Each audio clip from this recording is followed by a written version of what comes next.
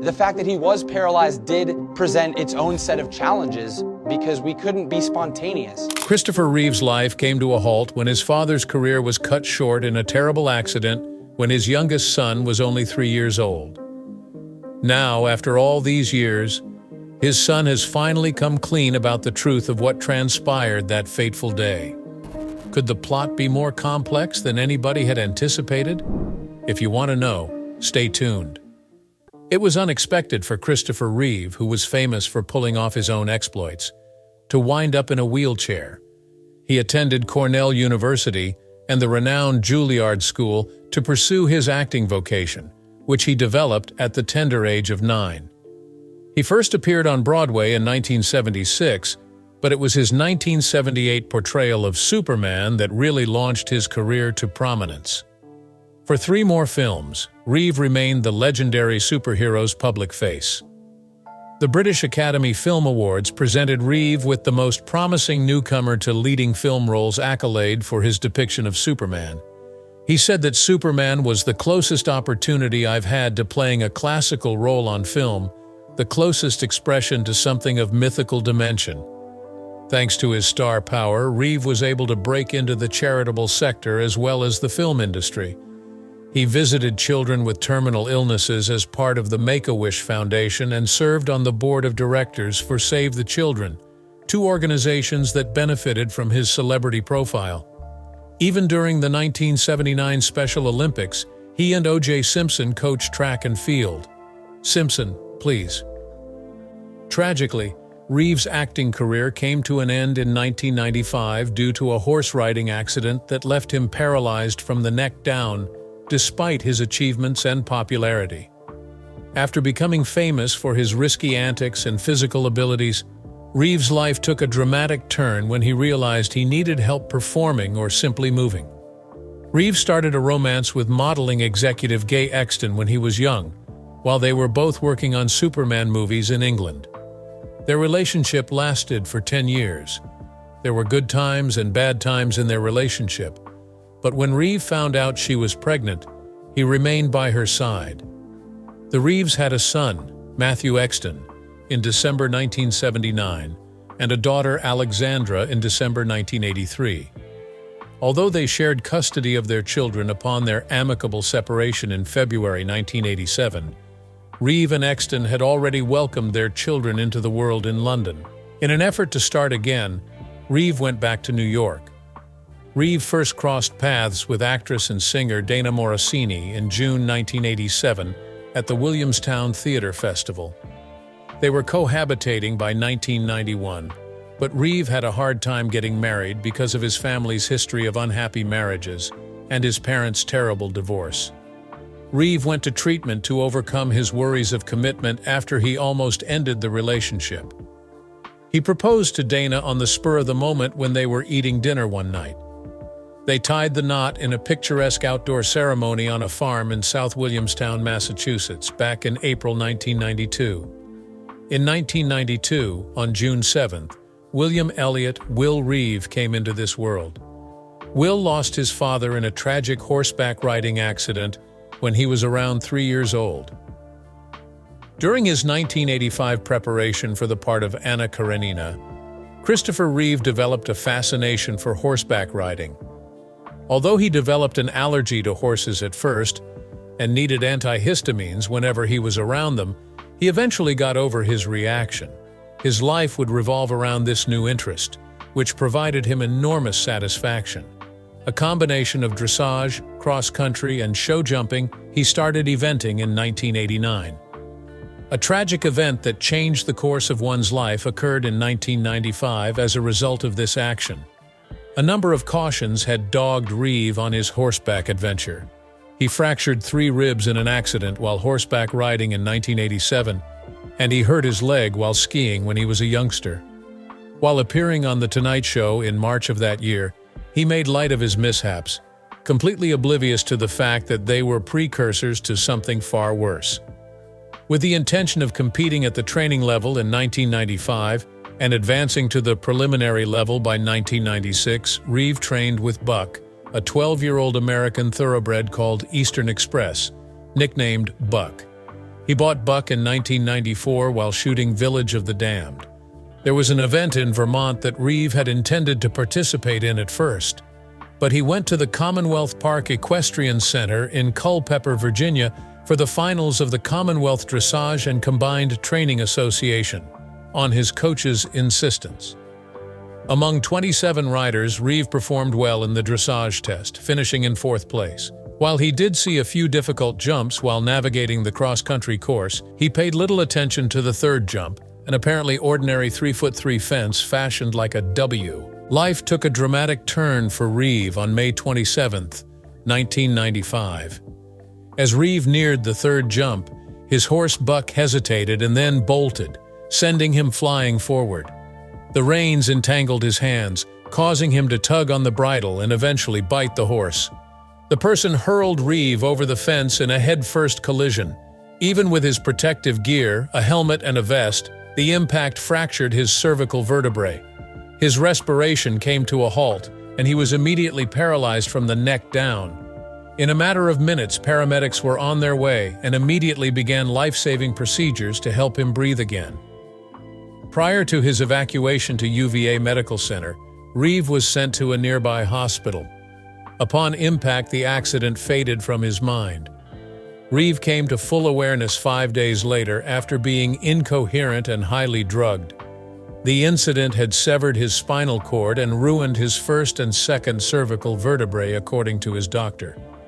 A paraplegic Reeve who needed a ventilator to breathe was the terrible diagnosis.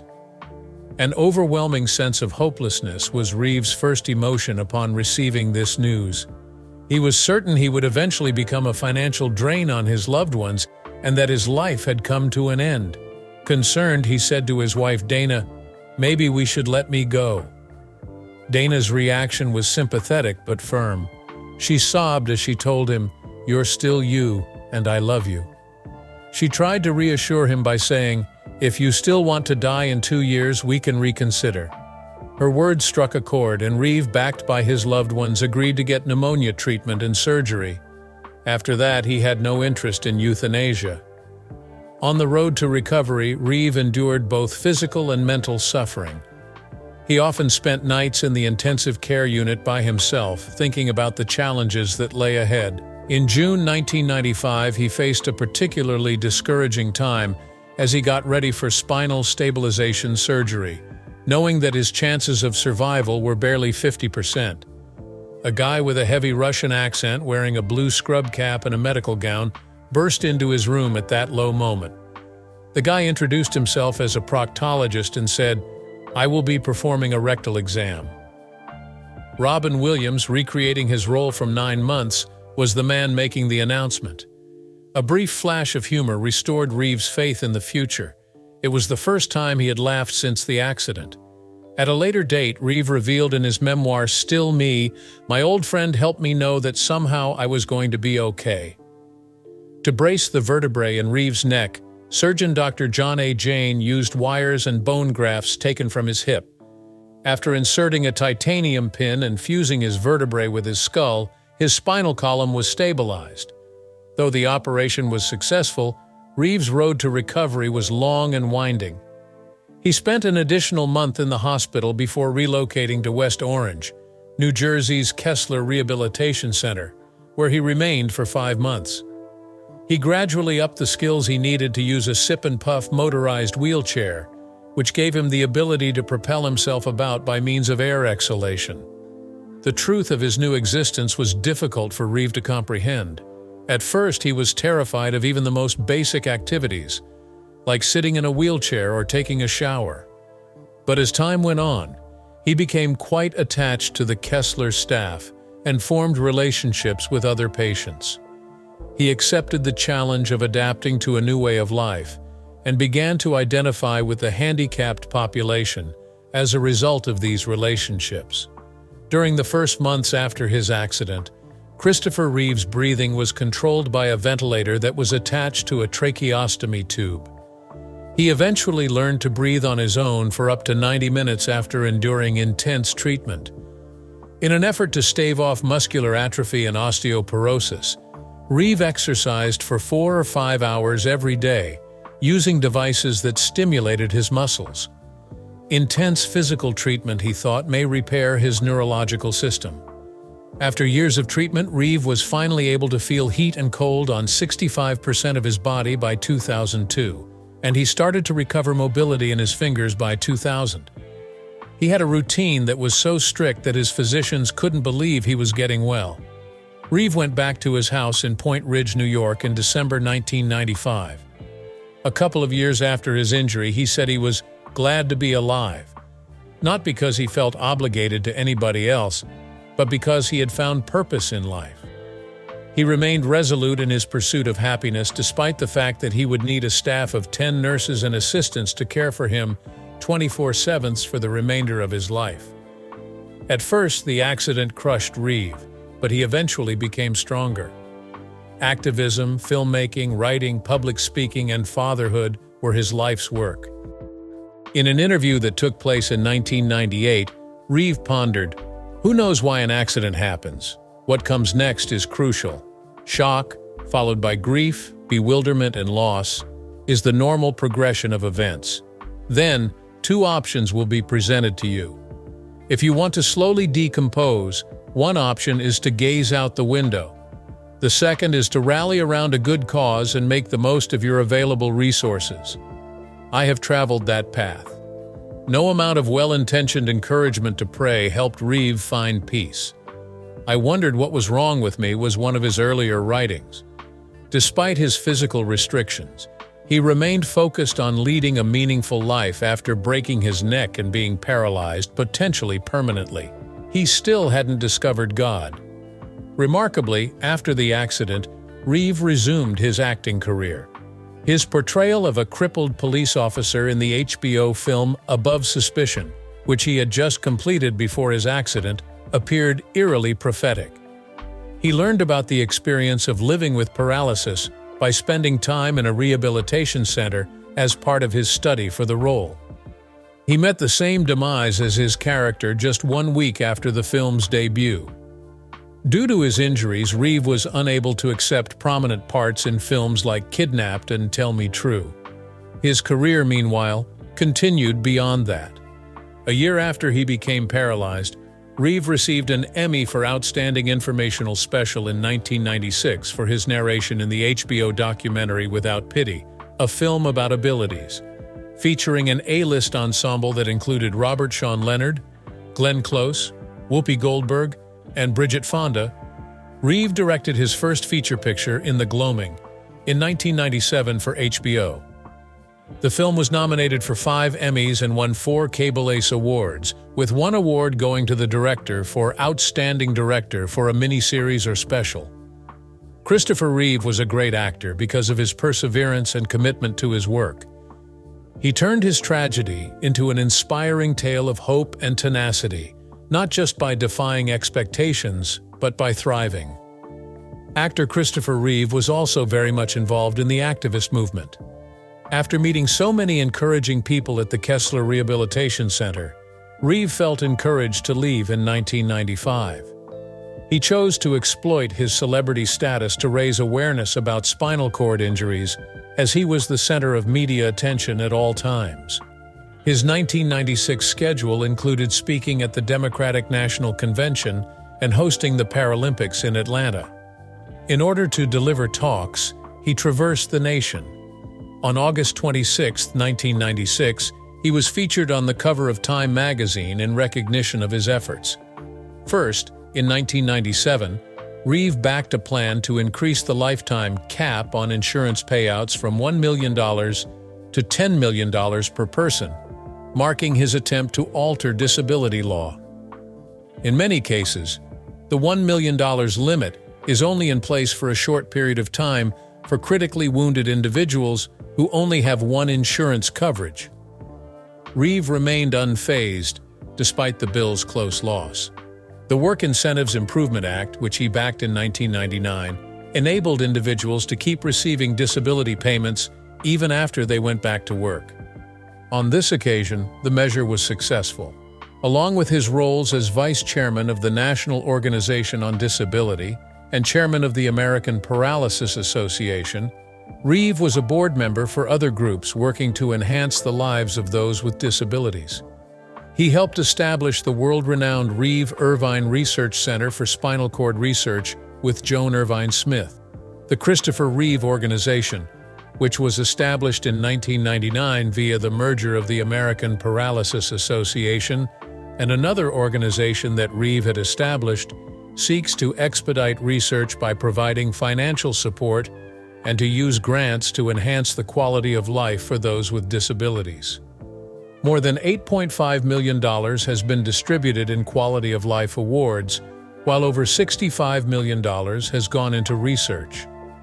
UC Irvine remarked of Christopher Reeve, "In the years following his injury, Christopher did more to promote research on spinal cord injury and other neurological disorders than any other person before or since. Despite all that's happening, Will Reeve still doesn't quite get the gravity of what happened to his father. However, his half-brother Matthew and sister Alexandra have a good grasp on the situation.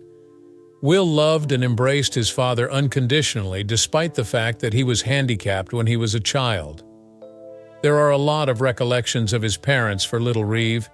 He and his father had a mutual appreciation for athletics. The latter often saw him play hockey and other sports.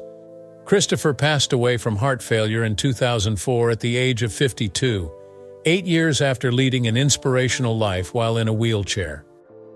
You may recall that Reeve overcome an allergy to horses.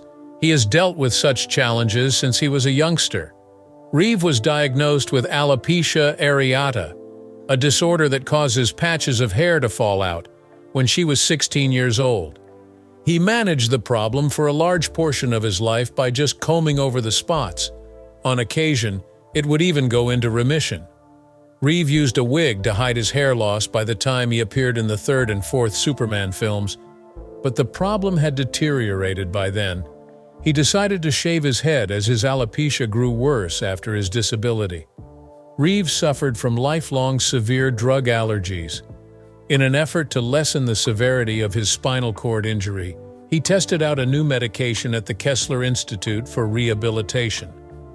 His heart stopped beating because the medicine caused an anaphylactic shock, which may have been deadly. A really moving out-of-body experience was described by Reeve in his memoirs. He said that he saw himself lifeless on the bed as the doctors and nurses raced to rescue him. The noise and commotion grew quieter as though someone were gradually turning down the volume, according to him. Reeve was stabilized and revived later that night after receiving an epinephrine injection at the right moment. After battling sepsis on many occasions, Reeve was hospitalized in early October 2004 due to an infected pressure ulcer. His last public appearance was on October 4th at the Rehabilitation Institute of Chicago, when he talked vehemently about the advancements in spinal cord injury research and treatment. Reeve went to see his son Will play hockey a few days later on October 9th. Reeve had a heart attack that night, after the administration of antibiotics for the illness. Medical personnel in Mount Kisco, New York, sent him to Northern Westchester Hospital when he went into a coma. Reeve died 18 hours later on October 10, 2004, despite the greatest efforts of the medical staff. No autopsy was conducted, but Reeve's doctor, John McDonald, and his wife, Dana, both suspected that a severe response to the antibiotic was a major factor in his death. He had an incredible life, full of successes, hardships beyond comprehension, and an unwavering commitment to helping people with disabilities.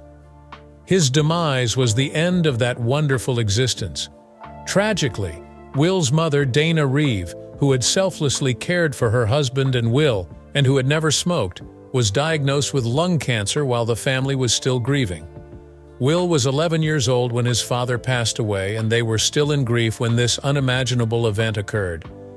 Dana had hoped to resume singing soon, but her coughing fits prevented her from practicing.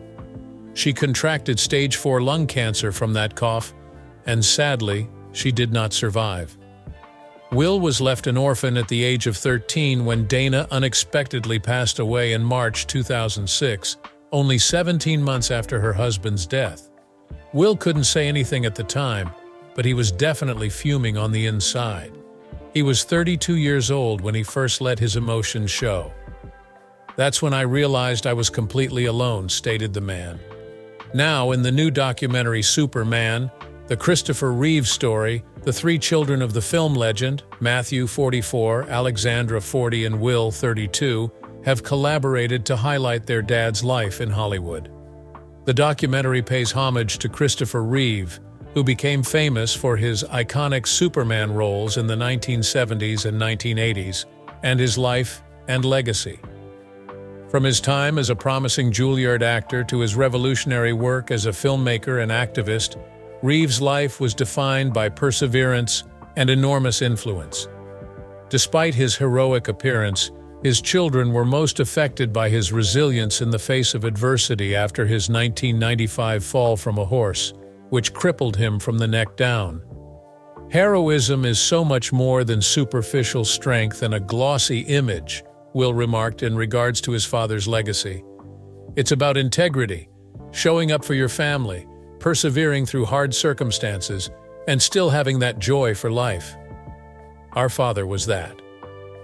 On Tuesday's Good Morning America, Will reflected on the farewell and said, "I told him that I loved him. I would do whatever he could to make him proud. Dana came flying in and she just yelled, 'I love you,' over and over again, making sure he could hear. She was going to reach him," Alexandra said, recounting their painful farewell. "Despite the love and security that my siblings, my family, and my adoptive family provided me, that was the moment, March 6, 2006. Will revealed in the documentary, speaking openly about the devastating loss he endured as a young adolescent due to his mother's death. "For the time being, I am on my own. I moved in with our beloved neighbors who were our best friends," he explained, "and that's been such an unlikely, amazing experience for almost 20 years. Going on to say that everybody came through to help him, describing it as an all-hands-on-deck situation. Will went on to mention his maternal grandparents, Charles and Helen Marini, who were unbelievably indispensable. "We were fortunate enough to live in a tight-knit community," he continued. "We had big groups of friends and teachers and coaches and people from the past and present, just chipping in however they could always." Despite occasional outbursts of fury, Will is consistently appreciative of the community's support. "In the brief time I had with my parents, they brought me up in a common-sense, humane, and grounded manner, which for the most part helps me deal with life's inevitable challenges in a reasonable manner," he adds, his father-like grin making everyone gasp. As a child, he had a particular bond with his mother, who, when she wasn't lavishing attention on her husband, would often take Will to seemingly endless sports events and playdates. So you can imagine how he felt when she suddenly disappeared. "Sometimes I handle things well, and sometimes four-letter words exist for a reason," Reeve pointed out. Since their father passed away, Will and his siblings have made it a point to honor his life and work as one of Hollywood's most adored actors. William told Robin Roberts, a co-host on Good Morning America, "There's a universal story in here," expressing his satisfaction in the effort. "A well-known individual is not the subject. There's a family involved, an emotional tale. Our parents were human, yet they had extraordinary abilities." Viewers of the new film get an unusual look into his private life, which includes his troubled connection with his father, a professor, and his breakup with Gay Exton, with whom he had children, Matthew and Alexandra.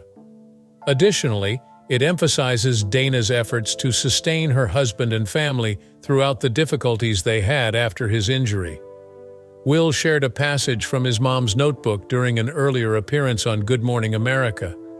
The post indicated his mom's profound grief over Christopher's 2004 death. "The distinction between being alone and being lonely is something I've been researching." Holding the warm white towels to his chest, Will read aloud how his mother found comfort in them as they came out of the dryer. He described them as a sorrowful replacement for a body hugged near. The tale of his life was told to them. "The expressive grace and heft of his hands is something I miss most even now," he continued reading. "Feeling his warm hands on my flesh and his embrace, two coming together as one. I delicately lift the stack of towels to the upper floor, taking care not to drop them. Retain one that is still wet. It is the one on top that I put against my face. It will need further drying time. That was the thing she was going through, Will said upon finishing the entry. Nonetheless, Will spoke clean about the tremendous amount of love and support he got from those closest to him. I made the decision to live with my dearest friends and dear neighbors. His explanation is that for over 2 decades it has been an improbable and incredible experience. Matthew and Alexandra, his elder half-siblings, were not just siblings but also significant influences in his life. In a new documentary which will be shown in limited cinemas on September 21st and again on September 25th, the actor's 3 daughters are overjoyed to provide a window into their father's personal life, spanning from before and after the tragedy. September 25th would have been Reeve's 72nd birthday. My mom was maybe the most special person to ever grace this earth. She had a unique combination of grace and beauty and compassion and grit and intelligence. Will, who was almost 3 years old when his dad was injured, says of Dana Reeve. All 3 children agree that Dana was the glue that kept the family together after the accident. After Christopher's devastating equestrian accident disabled him in 1995, his children clearly remember the first time they talked to their dad. Stepmother Dana Reeve walked us down and she said, "It's going to look really scary, but he's still there. Just talk to him. Ignore everything else. Just talk to him."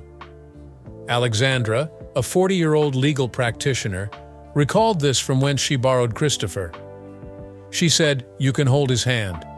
And it has machines on it, you know, and you're reaching and holding his fingers," recalled the woman. "We said goodbye and he gave this wave. That was the last time I saw him on his feet." Reeve, reminiscing about his time with his father before to the disaster, and the memory becomes very painful. Will, who was only a child when the event happened, is now an activist and journalist. William joined ESPN's Sports Center after interning at Good Morning America and graduating from Middlebury College. He has been a reporter for ABC News since 2018. In response to Will, "I think in an effort to make sure that I wasn't terrified of my dad permanently, my mom made sure that I was involved as was reasonable. That included always being near him and touching him and helping lift his legs to range him, which is important for someone with a spinal cord injury." Furthermore, Will Reeve has no words of wisdom to offer to those who are grieving a loss. He maintains nonetheless that one may recover from tragedy. Those 5 stages of grief are there, from denial to acceptance. But the 6th stage I've learned is healing, and we can all get there, he adds. Grief is permanent, but healing is possible. Personally, I live by that motto. By my actions and the way I treat others, I want to pay homage to them. The actor and his late wife Dana Reeve are featured in the documentary teaser that was published by DC Studios on August 26th. One touching scene in the teaser features Christopher Reeve, who after suffering a devastating injury, finds renewed strength in the love of Dana Reeve. Christopher Reeve reflects on his thoughts as he considers the possibility of letting himself go. "I ruined everyone's lives. I can't ski, sail, or throw a ball to Will. I can't make love to Dana. Maybe we should just let me go." But then she said the words that saved my life. "You're still you, and I love you." Caregivers everywhere should take inspiration from Dana Reeve, who became an international hero for caring for her husband from the moment of his injury until his death. "After my husband Christopher was injured, it became obvious that paralysis is a family issue," she said in a message to other caregivers that is still on the Christopher and Dana Reeve Foundation's website. Providing for our family's material, emotional, social, and physical needs is a noble and satisfying pursuit. But being a paraplegic caregiver isn't a job description we usually see ourselves in. "Talking about my parents keeps them with me," Will says, in response to the question of whether it is difficult to continually revisit this sad history. "Being their son and a member of their family fills me with immense pride. In order to reacquaint my parents with those who cared about them and to showcase them to a younger generation that may not be acquainted with their life experience." To be honest, it's an honor to be able to remember them and bring them into a world that desperately needs heroes. Will's words serve as a reminder that our loved ones need to hear our stories, no matter how painful, in order to feel connected. Speaking of untold stories, Jennifer Aniston has finally addressed the long-running rumors about her relationship with Brad Pitt. What shocking revelations has she made? You won't believe it. To discover the shocking truth, click on the video that is currently playing on your screen. Thank you for watching, and see you in the next one.